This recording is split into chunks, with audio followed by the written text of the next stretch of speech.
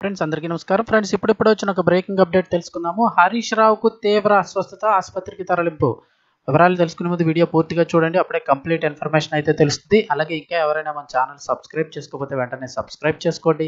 ప్రభుత్వం నుంచి వచ్చే ముఖ్యమైన అప్డేట్స్ అన్నీ కూడా మిస్ కాకుండా మీకు ముందుగానే తెలియజేయడం జరుగుతుంది.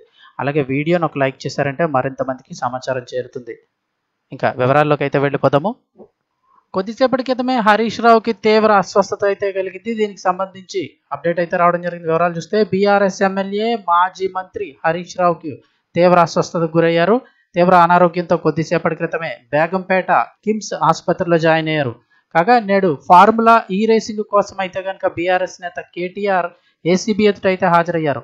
అనంతరం కేటీఆర్ ముఖ్య నేత హరీష్ రావు మీడియా సమావేశంలో మాట్లాడారు. అయితే అప్పటికే హరీష్ రావు హై ఫీవర్తో బాధపడుతున్నారని చెప్తున్నారు. హై ఫీవర్తో బాధపడుతుండగా సమావేశంలో చాలాసేపు నిలబడి ఉండడం వల్ల అయితే ఆయన మరింత అస్వస్థతకైతే గురయ్యారంటున్నారు.